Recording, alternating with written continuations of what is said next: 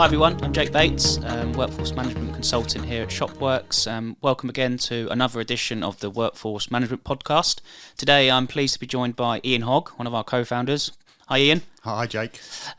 So an interesting topic today, I think quite a hot topic that's kind of quite fresh on everyone's minds at the moment, compliance. I think we kind of dig straight into it. I think how to kind of talk me through just kind of workforce management, the relationship with compliance. How does workforce management help with those kind of compliance issues?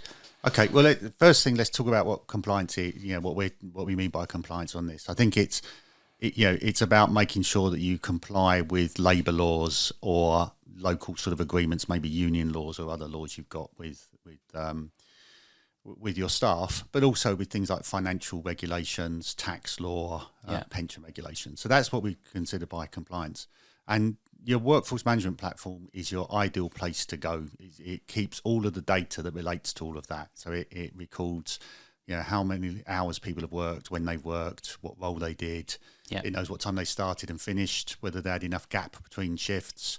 It calculates how much they get paid, so it can update financial records. It stores the data, so it has to comply with GDPR. So it is keeping all of that data in one place. And I think one of the reasons why you mentioned it's a hot topic is the last 20 years have just been an endless year. Every year, we've been in workforce management pretty much that whole time. Every year, we've made changes to the platform to increase our compliance because the rules have changed and they've got more complicated, and therefore you need a platform to support it. Yeah, I think just kind of one of the other podcasts that we've had is around tools and how compliance manages a variety of tools.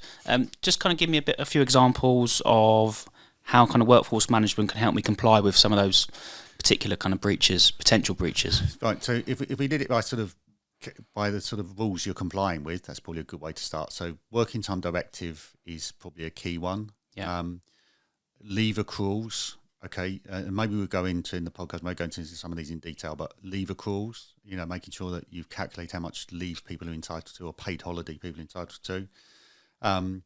Pension regulations, you've got an obligation as an employer to pay pensions. You've got an obligation as a company to comply with HMRC, payroll and real-time information regulations. You've got accounting regulations to comply with. You've got GDPR. You've got visa regulations. You've got to make sure the people that are working in your store or in your leisure centre or wherever it is, that their visa is they might have a limit on how many hours they can work. Yeah. So there are lots and lots of regulations that you can comply with. Yeah, I just for our listeners' sake, it's quite an exhaustive list. There will be a blog article at the end which I think goes through the full list, so listeners can go through. Yeah. I've written a blog which goes through them in detail. Okay, very exciting it is too, Jake. Okay, let's talk about kind of examples. So can you just kind of give me a bit of an example or trying to get a better understanding with kind of the working time directive in a bit more detail? Okay, so the working time directive is a good example. So there are a number of things that you have to comply with. So for instance, between two shifts, there has to be an 11-hour gap. Yeah. Okay. There has to be a minimum amount of break. I think it's 20 minutes in a 6-hour shift. And there are things like there are rolling breaks in either a 7-day or a 14-day period. Okay, so if you take those particular requirements, let's take the 11-hour shift. If I build a rota which says that I'm going to finish at 10 o'clock at night, okay, and I'm going to start at 9 o'clock the next morning, okay, that's compliant. If I work late for the 10 o'clock shift and the manager asked me to stay late till 10:30, we've got a breach if I start work at 9 o'clock the next morning. Yeah. Okay. So the workforce management platform can absolutely see that because it providing you've got one with a sort of compliance module or whatever your vendor calls it, it will track that suddenly there's only a 10.5-hour gap in that example. Okay.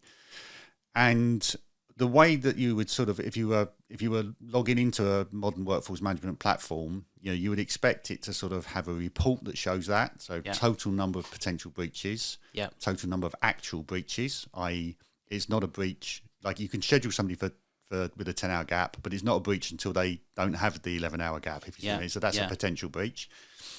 And you should be able to run a report to see both of those. And the manager that is asking somebody to stay late, when they're sort of confirming their timesheet, it should alert them that there isn't enough gap between their next shift. Okay. And that's what you would expect your workforce management platform to do. And I'm sat here as a listener, and I may be someone with 5 people or 10,000. I'm assuming I'm looking at the leisure industry, for example, where if I'm a lifeguard on pool and my certification runs out, there's a big breach there. So just kind of, if I'm someone who's planning, just walk me through how kind of workforce management assists with that and the level of configuration that providers can offer. Fine. So there's the compliance type tools will run in a number of phases. So there's, when you build a rota, it will tell you whether you've got a potential breach. Yeah. Okay, so you've scheduled somebody to be a lifeguard, but they are not qualified to be a lifeguard. Yeah. It could either have that as a hard stop, so it just won't let you schedule them. Yeah. Or it can give you an alert saying, be careful, Jake can't swim. Okay. Okay. Then you've got if something changes, so you've built your rota and approved it. Yeah. Okay. And then Jake phones in sick, and then we put Ian to cover for him, and Ian can't swim either. Okay. It will show up as another potential breach. And then we, like the example we talked about where we were changing the time of the end of somebody's shifts, and it was creating breaches on the fly. So there are sort of 3 phases. There's your planning, and it either won't let you plan it, okay, because it knows it's a breach. Yeah. So if you took, say, AI auto scheduling, yeah, none of those tools will let you build a shift without an 11-hour gap between it. It will look over a two-week process to make sure you've had enough days off in that 2 weeks. Okay. So that won't let you make a breach. However, all of these systems have some sort of manual override. So a manager can go, Jake's sick, cover for Ian. Okay. That could create a breach after the AI, if you like, or the auto scheduling has built the rota.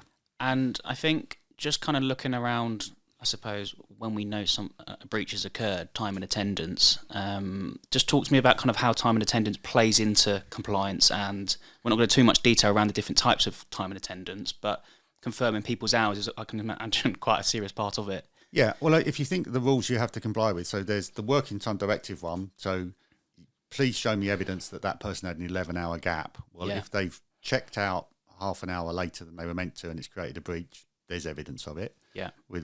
But also, you've got to comply with national minimum wage. So if somebody's checked out half an hour later, you need an accurate record. So you actually absolutely make sure you pay that person for that half an hour, because if you don't and they're on national minimum wage, you've probably got a breach there and a fine. So again, so time and attendance is really key to making sure you get proper, accurate data that you can then build a compliance model on top of. And I think I make a breach. What happens? Fine. So the final bit we talked about earlier was reporting. So you'd expect your platform to run a list and say, right, these are the number of breaches we've had. Okay, and it's pretty much impossible to prevent never have a breach. Okay, because managers make mistakes. They're busy. No matter what the tool gives you an alert on, people ignore them, and there will always be some sort of breach. As an organisation, you need to report on that. Yeah. Understand it. Coach managers. So if you were a manager where you were consistently having breaches, it's going to show up in the report. And we could coach you to say, every time you make somebody work late, you absolutely need to check whether they have got a shift the first thing the next morning. And if I'm sitting here with my finance hat on, I hear a lot at the moment in news is risk aversion and that kind of part on it as well. So for anyone who's in finance listening, kind of how does that kind of feed into their objectives? Well, they don't like the fines, I tend to find, the finance directors. There are some pretty onerous fines for national minimum wage breaches, working time directive breaches, particularly under 18s. If you've got under 18s in the platform, they have different working time directive and break rules to over 18s. And so, what the reason you are, why spend extra for a top quality compliance module? It's 2 reasons. One, you want to avoid those fines and the sort of naming and shaming that goes with it. Yeah. But actually, there's probably a bigger reason that retention. I'm sure it's a constant theme on this podcast. People haven't got enough staff. They're always looking to improve retention. Yeah. A lot of the things that you're looking to comply with, particularly around working time directive, are good for staff retention. Yeah. Like if you don't give people a rest between shifts, Burnout. they burn out, they get fed up, they leave. Yeah. So actually having a tool that measures how often, and you know, I know on some of the AI tools, the retention-based tools, they're looking for how many working time directive breaches somebody have, because that has a high correlation with people resigning. So these sort of tools are all interrelated, you know, and I think that those sort of AIs can't work without a compliance module that's actually measuring how many breaches there are. Yeah, and I think it kind of touches, if I'm operational, HR, finance, payroll, it kind of feeds into all of them. Look, really interesting. I think it's definitely a topic which people can learn more. As I said, there's a blog article. If people do want to do a deeper dive, feel free to get into touch with one of us. But thanks for coming on. And yeah, hope to see you soon. Thank you very much, Jake.